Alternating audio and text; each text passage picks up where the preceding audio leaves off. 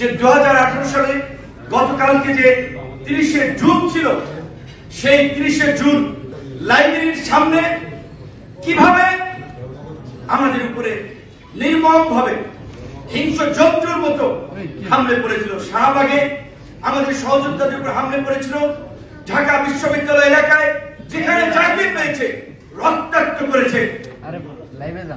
1 জুলাই ঢাকা বিশ্ববিদ্যালয়ের প্রতিষ্ঠা বার্ষিকী, সেদিন সকলের ঢাকা বিশ্ববিদ্যালয়ের আমরা প্রোফাইল শোকাচ্ছন্ন দেখেছি।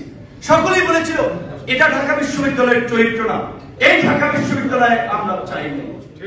সকলের এই প্রতিবাদ সেই সময় এই আন্দোলনকে আরেকটা গতি দিয়েছিল, যার ফলে 2 জুলাই আবার আমরা সেই পতাকা মিছিলের কর্মসূচি দিয়েছি। সে সময় রাজশাহী বিশ্ববিদ্যালয়ের একজন ছাত্রকে হাতুড়ি দিয়ে পিটিয়ে মেরুদণ্ড ভেঙে দিয়েছে। কিন্তু পৈশাচিক এবং বর্বর শাসকরা কারো বিরুদ্ধে ব্যবস্থা নেয় নাই। তার পরবর্তী সময় আমরা অক্টোবর পর্যন্ত আমরা আন্দোলন চালিয়ে গেছি।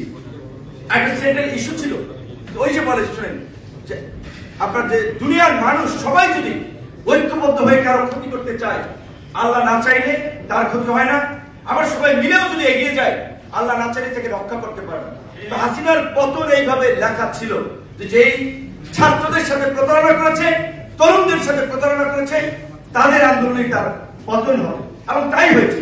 2018 সালে আপনারা দেখেছেন 10ই এপ্রিল মতিয়া চৌধুরী শিক্ষার্থীদেরকে রাজাকারের বাচ্চা বলে ক্ষুব্ধ করেছিল সংসদে।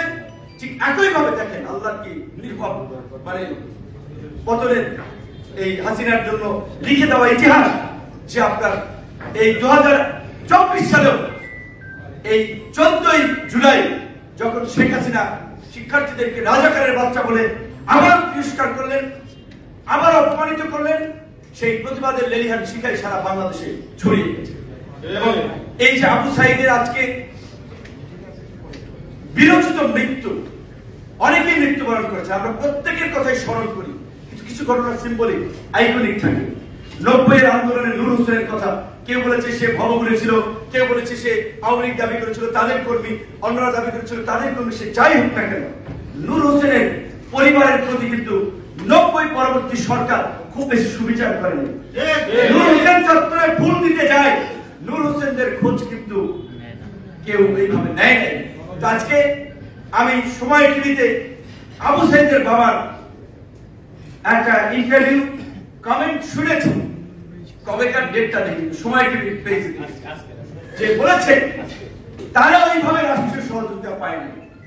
যে আবু সাইদের মৃত্যুকে কেন্দ্র করে এই ছাত্র আন্দোলনের দাবানল সারা বাংলাদেশে ছড়িয়ে গেল, একটা রেজিমের পতন হয়ে গেল, সেই আবু সাইদের পরিবার এখন পর্যন্ত এই আক্ষেপের কথা বলে, এই অভ্যুত্থান পরবর্তী সরকার এবং অভ্যুত্থানের নেতা, আমরা নেতা ছিলাম কিন্তু আমরা তো সরকারে নাই, দায়িত্ব সরকারের, কেন আজকে তাদের কণ্ঠে আক্ষেপ থাকে?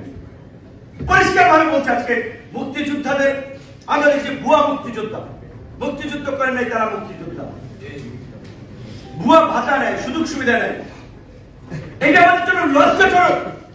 আজকে এই জুলাই যোদ্ধা নামে, জুলাইয়ের নামে আপনার জুলাই আন্দোলনে ছিল না, পত্রপত্রিকা তো দেখলাম এই আপনার ছিনতাই করতে গিয়ে মারা গেছে তার নাম এই তালিকা আসে, কিংবা এই আন্দোলন সংগ্রামে ছিলেন না তার নাম এই তালিকা আছে। এই তালিকায় এই ভুলটা হলো, এই তালিকা যারা করেছে তাদের অবশ্যই বিচারের আওতায় আনতে হবে। এই তালিকা করার মধ্যে দিয়ে জুলাই শহীদদের প্রতি অবমাননা করা হয়েছে, জুলাইয়ের প্রতি অশ্রদ্ধা দেখানো হয়েছে, এবং এই প্রতারণার সাথে যারা জড়িত আমরা অনুরোধ করব তাদেরকে বিচারের মুখোমুখি করার জন্য। সে যাই হোক, সর্বশেষ আমরা যেহেতু আলোচনার শেষ প্রান্তে চলে এসেছি, এই কথাগুলো শেষ করতে চাই।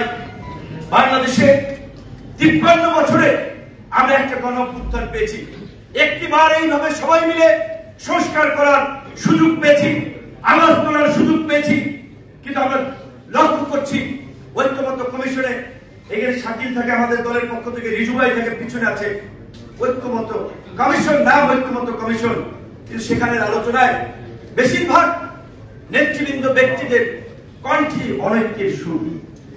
কারণ সবাই যার যার দলীয় পজিশন কি, দলের এজেন্ডা কি, সেইটা নিয়ে টেলিভিশন লাইভ করে ফেস দেখাতে কথা বলতে ব্যস্ত।